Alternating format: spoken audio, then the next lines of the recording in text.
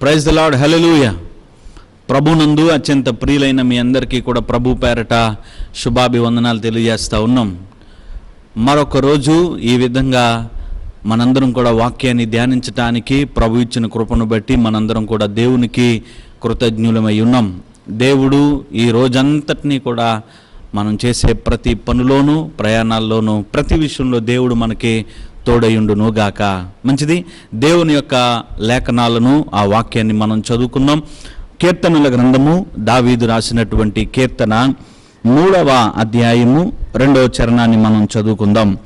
దేవుని వలన అతనుకు రక్షణ ఏమీయో దొరకదని నన్ను గూర్చి చెప్పువారు అనేకులు. దావీదు అంటున్న మాట ఏంటి అనంటే, దావీదును గూర్చి అనేక మంది చెప్తున్న మాట ఏంటి అనంటే, అతనికి దేవుని నుంచి రక్షణ ఏమీయో దొరకదని చెప్పువారు అనేకులు అని అంటున్నాడు. ప్రభా, ఇక్కడున్న ఈ మనుషులందరూ, నన్ను తరుముతున్నటువంటి వారేంటి, ఆ చుట్టూ ఉన్నటువంటి మనుషులందరూ చెప్పుకునే మాట ఏంటి అనంటే, నాకు నీ నుంచి రక్షణ ఏమీయో దొరకదని చెప్పుకుంటున్నారు ప్రభా అని అంటున్నాడు అని రాస్తూ ఆ కింద శాల అనే మాట రాశాడు. ఇప్పుడు శాల అనే మాటను కొన్ని సందర్భాల్లో కొన్ని విధంగా ఆ మాటను ఉపయోగించారు. ఎలా అనంటే, ఒకవేళ ఒక ఆయన పాడుతూ ఉన్నాడు అనుకోండి, పాట పాడేటప్పుడు ఆ పాటను పాడేటప్పుడు మిగతా వారిని ఎక్కువగా పాడు అని ఉపయోగించేటప్పుడు కూడా టు రైజ్ అప్ అనే మాట, అంటే శాల అనే మాట ఉపయోగించారు. శాల అనే మాటకు అర్థం ఏంటి అనంటే, ఎక్కువగా పాడు, టు రైజ్ అప్ అనే మాట, అంటే సందర్భాన్ని బట్టి ఆ మాట ఉపయోగించారు. కొన్ని సందర్భాల్లో, ఏ సందర్భాన్ని బట్టి అనంటే, కొంచెం సైలెంట్గా ఉండటానికి, కామ్గా ఉండటానికి, మౌనంగా ఉండటానికి, ఇక మౌనంగా ఉండండి అని చెప్పటానికి కూడా శాల అనే మాటను ఉపయోగించారు. 3వ సందర్భం ఏంటి అనంటే, మరి దీని గురించి నువ్వేమంటావు, ఇది నిజమా అని మాట్లాడేటప్పుడు కూడా ఈ శాల అనే మాటను ఉపయోగించారు. నేను ఆ మాటను ఉపయోగించి మాట చదువుతున్నాను. 2వ చరణాన్ని చూడండి. దేవుని వలన అతనికి రక్షణ ఏమీయో దొరకదని నన్ను గూర్చి చెప్పువారు అనేకులు. ఇది నిజమంటావా అనే సందర్భంలో ఆ మాట రాశాడు. అంటే దావీదు ఉన్నాడు, సైన్యాధిపతి అయినటువంటి యోవాబు ఉన్నాడు, అతనితో ఉన్నటువంటి తన మేనల్లులు కూడా ఉన్నారు, వాళ్ళతో కొంతమంది సైనికులు ఉన్నారు. వీళ్ళందరినీ కూడా దావీదు వాళ్ళ మధ్యలో, అంటే దావీదు పక్కన నిలబడితే మిగతా వాళ్ళందరూ కూడా దావీదునకు ఒక ప్రొటెక్షన్గా నిలబడితే, అతని సైన్యాధికారి అయినటువంటి యోవాబు దావీదుకు ఒక ప్రొటెక్షన్గా నిలబడితే, దావీదు ప్రభువును గూర్చి ఆయనకున్నటువంటి ప్రతి ఒక్క అనుభవాన్ని, ఆయన ఎదుర్కొంటున్నట్టు అనుభవాన్ని ఒక కీర్తనగా పాడుతూ మిగతా వాళ్ళ వైపు చూసి ఏమని చెప్పాడు అని అంటే, ఇప్పుడు నన్ను గూర్చి అనేక మంది దేవుని వలన అతనికి రక్షణ ఏమీయో దొరకదని చెప్పుకుంటున్నారు, మరి మీరేమంటారు అని ఈ సందర్భంలో రాశాడు. లేదు అనంటే, నీది నిజమంటావా వాళ్ళు ఇలా మాట్లాడుకోవటం అని చెప్పి ఈ సందర్భంలో ఈ మాటను రాశాడు. ఎనీహో, ఏది ఏమైనప్పటికీ కూడా దావీదునకు దేవుని నుంచి అనేక విధాలుగా ఆయన దేవుని యొక్క సహాయాన్ని పొందుకున్నాడు.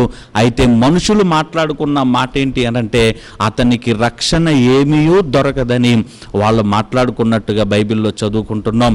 ఈ చరణాన్ని నుంచి మనం నేర్చుకునే పాఠం ఏంటి అనంటే, కొన్నిసార్లు మనం ఎదుర్కొంటున్నటువంటి పరిస్థితిని బట్టి కూడా, మనకున్నటువంటి ఆ యొక్క పరిస్థితుల్లో కూడా కొంతమంది మన దగ్గరకు వచ్చి చెప్తున్న మాట ఏంటి అనంటే, ఇక ప్రభు మిమ్మల్ని వదిలేశాడేమో, ప్రభు మిమ్మల్ని పట్టించుకోడేమో, లేకపోతే కొంతమంది వాళ్ళ ఇంట్లో ఉన్న పరిస్థితులు బట్టి మిగతా వాళ్ళు చెప్పే మాట ఏంటనంటే, ఇక జరిగిందేదో జరిగిపోయింది కానీ ఇక ప్రభువుని నువ్వు విడిచిపెట్టేసి ఇదిగో ఈ పని నువ్వు చెయ్యి, ఇక నువ్వు ఎదురు చూడడం అనవసరం, నీ విశ్వాసం అనవసరం, ప్రభు నీ జీవితంలో కార్యాలు జరిగించడు అని చెప్పి దావీదుని గూర్చి ఎలా అయితే మాట్లాడుకున్నారో, బహుశా నీవు కూడా దావీదు లాంటి పరిస్థితుల్లో ఉన్నావేమో. బైబిల్లో ఇంకొక వ్యక్తి కూడా దావీదు లాంటి పరిస్థితుల్లో ఉన్నాడు. ఆ వ్యక్తి పేరు హిజ్కియా. బైబిల్లో గనక ఆ వ్యక్తిని గూర్చి గనక మనం చదువుకుంటే 2 రాజుల గ్రంథము 18వ అధ్యాయము 27, 29 ఆ మాట, లేకపోతే 2 దినవృత్తాంతముల గ్రంథం 32వ అధ్యాయం 7వ వచనాల్లో ఇప్పుడు నేను చెప్పబోయే ప్రతి మాట కూడా అక్కడ ఉంటుంది. యోధా రాజులను పరిపాలించింది 20 మంది రాజులు పరిపాలన చేస్తే అందులో 13వ రాజు పేరు ఏం పేరు అని అంటే హిజ్కియా రాజ్య పరిపాలనలో ఉన్నప్పుడు అష్షూరు రాజైనటువంటి సన్హెరీబు హిజ్కియా మీదకి యుద్ధం చేయటానికి వచ్చాడు. హిజ్కియా మీదకి యుద్ధం చేయటానికి వచ్చి సన్హెరీబు చేసిన పని ఏంటి అనంటే రబ్షాకే అనే ఒక వ్యక్తిని ఆ యోధా ప్రజల దగ్గరికి యెరూషలేము ప్రాంతంలోనికి పంపించాడు. ఇప్పుడు ఈ రబ్షాకే వచ్చి చెప్తున్న మాటలు 2 రాజుల గ్రంథం 18వ అధ్యాయం 27, 29 వచనాల్లో మనకు కనబడతాయి. ఏమని చెప్తాడు అనంటే, హిజ్కియా చెప్పే మాటలు బట్టి మీరు మోసపోకండి. హిజ్కియా ఏ మాటలైతే మీతో చెప్తున్నాడో సన్హెరీబు చేతుల్లో నుంచి మన దేవుడైన యెహోవా మనల్ని రక్షిస్తాడని ఆ మాటలు మీరు నమ్మకండి. ఎందుకు అనంటే మేము ఇదిగో పలానా రాజ్యం మీదకి వెళ్ళాము అని చెప్పి 3 రాజ్యాల గురించి చెప్పి వాళ్ళు కూడా ఈ విధంగానే చెప్పారు, మా దేవత మమ్మల్ని రక్షిస్తుందని. అయితే ఆ సన్హెరీబు చేతుల్లో నుంచి వాళ్ళు ఎవరో కూడా తప్పించుకోలేదు, మీరు కూడా తప్పించబడరు. మిమ్మల్ని ఆ హిజ్కియా మోసం చేస్తున్నాడు, మీరు జాగ్రత్తగా ఆలకించండి అని చెప్పి రబ్షాకే వచ్చి ఈ మాటలన్నీ కూడా చెప్తాడు. ఇప్పుడు హిజ్కియా చేసిన పని ఏంటి అనుకున్నారు?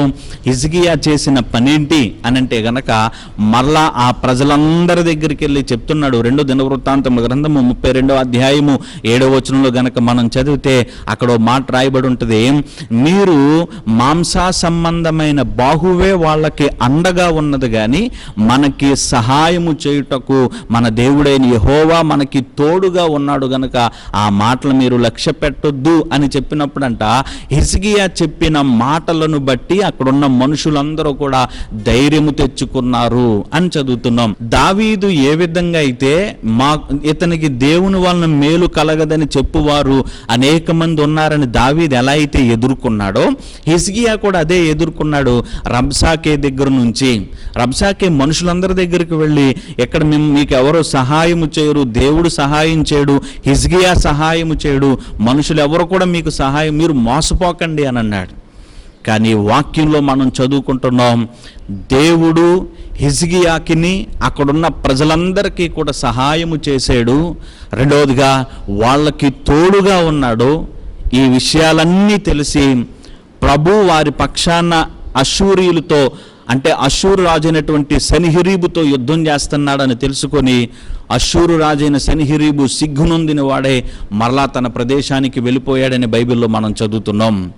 ఈ వాక్యం వింటున్న నీ జీవితంలో ఒకవేళ మీ ఇంటిలో నీవు ఇక దేవుని వల్ల నీకు అలాంటిదేమీ జరగదు, ప్రభు నీకు సహాయం చేయడు, నువ్వు నమ్ముకున్నటువంటి విశ్వాసం వ్యర్థం, మరలా రా వెనక్కి వెళ్ళిపోదామని చెప్పి ఎవరైనా నీకున్న పరిస్థితిని బట్టి గనక ఇక దేవుడు నీకు మేలు చేయడు, నీ హృదయంలో అపవాది కూడా నువ్వు ప్రభువునందు విశ్వాసం ఉంచటం వ్యర్థమని మన జీవితంలో గనక ఇలాంటి పర్యవసానాల్లో వెళ్తూ ఉంటున్నట్లయితే ఈ ఉదయకాల సమయం వాక్యాన్ని బట్టి నువ్వు ధైర్యం తెచ్చుకోవలసిన విషయం ఏమిటి అనంటే ఆయన నీకు తోడుండే దేవుడు, ఆయన నీకు సహాయము చేసే దేవుడు, నీ పక్షమున నిలబడి నీతో పాటు ఉండి నువ్వు ఎదుర్కొంటున్న ప్రతి పరిస్థితుల్లో నుంచి ఆయన నిన్ను విడిపించి నీకు తోడుగా ఉండి వర్ధిల్లింప చేసే దేవుడు అని చెప్పి చదువుకున్న లేఖనాల్లో నుంచి మనం నేర్చుకుంటున్నాం.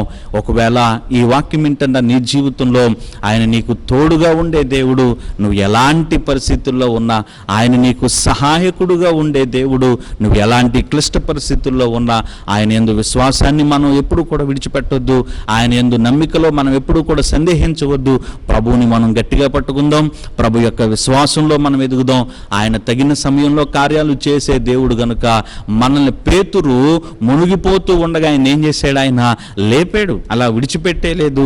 దేవుడు మనల్ని కూడా విడిచిపెట్టడు, మన యొక్క ప్రార్థన దాటి వెళ్ళిపోయే దేవుడు కాదు గనుక దేవుని బట్టి మనం ధైర్యంగా ఉందాం. ఆయన తోడుండి సహాయకుడిగా ఉన్నాడు గనుక మనుషులు మన విశ్వాసాన్ని దెబ్బతీసే సమయంలో ప్రభువుని బట్టి మనం ధైర్యం తెచ్చుకుందాం. ఈ వాక్యం ద్వారా దేవుడు మనం బలపరచును గాక. ఆమెన్.